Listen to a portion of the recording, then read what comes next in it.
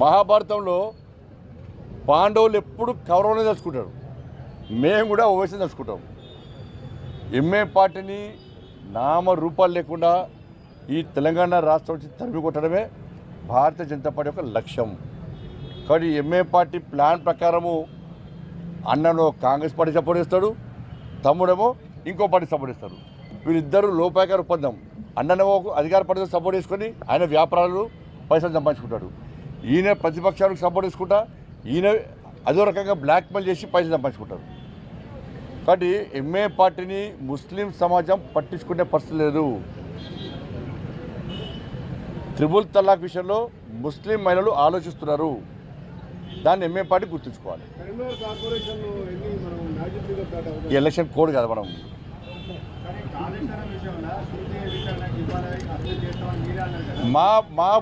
మా భుజం మీద తుపాకీ ఆల్సినట్టు అంత పిచ్చోళం కాదు, ఎడ్డోళం కాదు. నేను ముఖ్యమంత్రి డిమాండ్ చేస్తున్నా, నేను మళ్ళీ చెప్తున్నా అండి, అరెస్ట్ చేసే దమ్ముందా లేదా? అరెస్ట్ చేస్తావా చేయవా? నీతో చేత కాదని చెప్పి నువ్వు అను, నాతో కాదు అని చెప్పాను, నాతో కాదు అని చెప్పాను, పని చేస్తాం. ధన్యవాదాలు. సంజయ్ గారు, లాస్ట్ క్వశ్చన్. మొన్న ముఖ్యమంత్రి తన ఇంట్లో ప్రెస్ కాన్ఫరెన్స్ పెట్టి మీ కలీగ్ సహచార మంత్రి పైన కిషన్ రెడ్డి గారి పైన అలిగేషన్ చేశారు.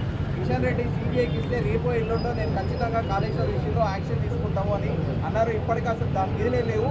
ఇన్ఫాక్ట్ కిషన్ రెడ్డిని కిషన్ రావుగా పేరు మార్చుకోవాలని చెప్పి ఇలాంటి సెటరికల్ కామెంట్స్ చీఫ్ ఇప్పుడు ఒక ముఖ్యమంత్రి స్థాయిలో ఉన్న వ్యక్తి కులాల ప్రస్థానం తీయడము అది మూర్ఖత్వం. కులాల ద్వారా రాజకీయాలు చేయాలనుకుంటే ఇలా ఈ దేశంలో ఏ రాజకీయ నాయకుడు పైకి రాడు, భూస్థాపితం అయిపోతాడు. కానీ రాష్ట్ర ముఖ్యమంత్రి యొక్క వ్యవహారాలు చూసిన తర్వాత ఇవాళ ఈ కులాల మధ్య చిచ్చు రేపేటువంటి ఒక ప్లాన్ ముఖ్యమంత్రి చేస్తున్నాడు. అంబేద్కర్ లాంటి మహానుభావుడే కులరహిత సమాజ నిర్మాణం కోసం బాబాసాహెబ్ అంబేద్కర్ కలగలడు. అంబేద్కర్ గారి ఆలోచన తూర్పుపరుస్తున్న వ్యక్తి రాష్ట్ర ముఖ్యమంత్రి. కాబట్టి ముఖ్యమంత్రి తన వ్యవహారాలు మార్చుకోవాలి, ఈ అడ్డగోలు విమర్శలను అర్థం పర్థం విమర్శలు మార్చుకోవాలని చెప్పి కులాలను టార్గెట్ చేసి మాట్లాడడము బంద్ చేయాలని చెప్పి రాష్ట్ర ముఖ్యమంత్రికి నేను విజ్ఞప్తి చేస్తున్నాను.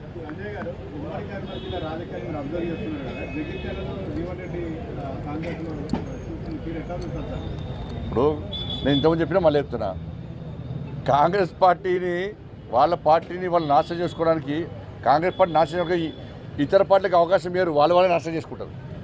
ఆ బంపర్ ఆఫర్ ఇంకోరికి ఇయ్యరు. ఈ జగిత్యాల తెలంగాణ మొత్తం అదే పరిస్థితి, దేశం మొత్తం అదే పరిస్థితి. వాళ్ళ పార్టీని వాళ్ళే సర్వనాశనం చేసుకుంటారు. ధన్యవాదాలు.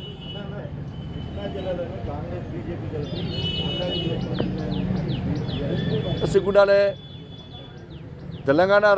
తెలంగాణ ద్రోహే కేసీఆర్.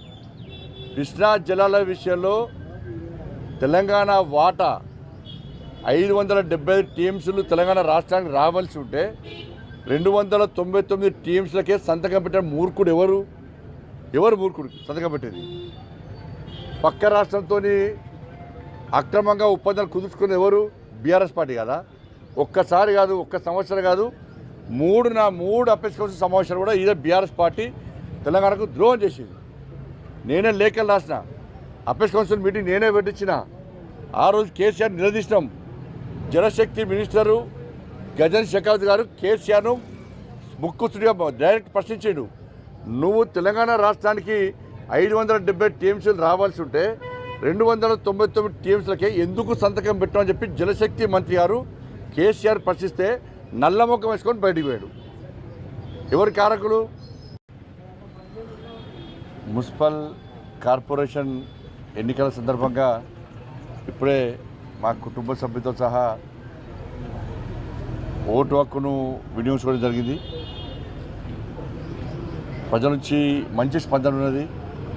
ప్రజలు స్వచ్ఛందంగా ఓటు హక్కును వినియోగించుకోవడానికి పోటీ పడుతున్నటువంటి పరిస్థితి మనం చూస్తూ ఉన్నాం. మేము మా కార్యకర్తలు అందరం కూడా మొదటి నుంచి కూడా ప్రతి ఒక్కరితోని ఓటు వేయించాలి. ప్రతి ఒక్కరు కూడా ఓటు హక్కును వినియోగించుకో విధంగా ప్లాన్ తయారని చెప్పి మేము మొదటి నుంచి కూడా ప్లాన్ చేస్తూ ఉన్నాం. తెలంగాణ రాష్ట్ర వ్యాప్తం కూడా భారతీయ జనతా పార్టీ సంబంధించిన కార్యకర్తలందరూ కూడా ప్రతి ఒక్కరిని తీసుకొచ్చి ఓటు వేయించడం, వాళ్ళ ఓటు యొక్క ప్రాధాన్యత చెప్పడం, ఓటు విలువ చెప్పడం, మరి ఓటును ఎవరు కూడా వేయకుండా ఉండకుండా ఉండే విధంగా తప్పకుండా ప్రతి ఒక్కరు ఓటు హక్కు వినియోగించుకునే విధంగా ప్రయత్నం చేస్తాం. ఇప్పటికీ మళ్ళీ అప్పీల్ చేస్తున్నాం మీడియా ద్వారా, ప్రతి ఒక్కరు కూడా ఓటు హక్కును వినియోగించుకోండి, ఓటును అమ్ముకునే ప్రయత్నం చేయకండి. ప్రజాస్వామ్య దేశంలో ఓటు అనేది ఒక ఆయుధం. మీరు ఇచ్చే తీర్పు దాన్ని దుర్వినియోగం చేయడమో వినియోగించుకోకపోవడమో అది మూర్ఖత్వం అవుతుంది. కాబట్టి ప్రతి ఒక్కరూ వచ్చి స్వచ్ఛందంగా కుటుంబ సభ్యులతో సహా వచ్చి ఓటు హక్కును వినియోగించాల్సిందిగా అందరికీ విజ్ఞప్తి చేస్తూ భారతీయ జనతా పార్టీ కార్యకర్తలు కూడా అప్పీల్ చేస్తా ఉన్నా. మీ వార్డులలో మీ డివిజన్లో ప్రజలందరి చేత ఓటు వేయించుకునే విధంగా, ఓటు హక్కును వినియోగించుకునే విధంగా ప్రయత్నం చేయాలని చెప్పి అందరికీ అప్పీల్ చేస్తా ఉన్నాను. ఓటు హక్కును పక్కా వినియోగించాల్సిందిగా కోరుతా ఉన్నాను. దాంతోపాటు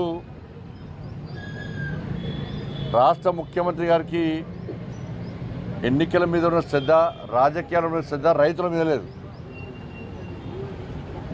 ఇవాళ శంకరపట్నంలో ఇప్పుడే సమాచారం అందింది, రైతులు యూరియా కోసం రోడ్డు మీద ఎక్కి ఆందోళన చేసే పరిస్థితి. ఈ ప్రభుత్వానికి ఒక ప్లాన్ లేదు, ఒక ప్రణాళిక లేదు, ఒక నిబద్ధత లేదు, ఒక ఆలోచన లేదు. గత పంటకే యూరియా అందక రైతులు అవస్థ పడే విషయాన్ని మనం చూస్తాం. యూరియా పక్కదారి పడుతున్నది, బ్లాక్ మార్కెట్లోకి పోతున్నది, లోడ్లు పోలీసులు పట్టుకుంటున్నారు, మీడియా పట్టుకుంటున్నారు, రైతులు పట్టుకుంటున్నారు. వాటన్నిటికీ వెనకాల కాంగ్రెస్ పార్టీ నాయకులు వస్తూ ఉన్నది. కాంగ్రెస్ పార్టీ నాయకులు యూరియాను బ్లాక్ మార్కెట్ తరలిస్తున్నారు, దాన్ని వ్యాపారంగా మరుస్తున్నారు తప్ప రైతులకు యూరియా అందించాలన్న సోయి లేనటువంటి ఒక మూర్ఖత ప్రభుత్వం కాంగ్రెస్ పార్టీ ప్రభుత్వం. ఇప్పుడు కూడా యూరియా అందక రైతులు ఇబ్బంది పడుతున్నట్టే రాష్ట్ర ముఖ్యమంత్రి గారు సమాధానం చెప్పాలి.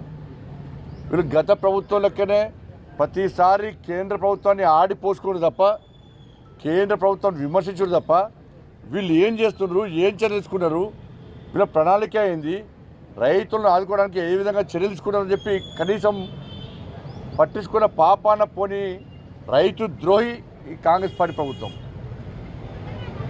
ఫస్ట్ కేంద్ర ప్రభుత్వం తిట్టుడు బంద్ చేయరు. మీరు ఏం చేస్తారో ఫస్ట్ చెప్పండి. పోయినసారి రైతు